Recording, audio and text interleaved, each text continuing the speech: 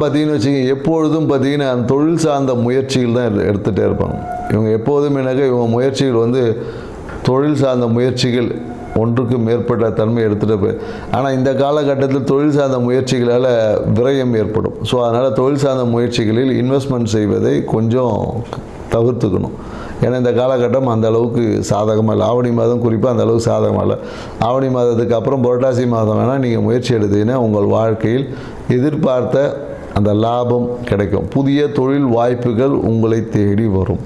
So அதே போல் என்னென்னாக்கா, திருமணம் சார்ந்த நிகழ்வுகள் எல்லாமே இந்த காலகட்டத்தில் கொஞ்சம் தள்ளி போகும்னு சொல்ல முடியும். ஸோ அதனால் நீங்கள் கொஞ்ச நாள் பொறுத்து இருந்தீங்கன்னா உங்கள் வாழ்க்கை மாற்றத்துக்குரியதாக இருக்குது. நீங்கள் என்ன பண்ணலாம் அப்படின்னு பார்த்தீங்கன்னா, பார்வதி தேவி வழிபாடு, குறிப்பாக பார்வதி தேவிக்கு தாமரை பூவில் அர்ச்சனை பண்ணி பாருங்கள்.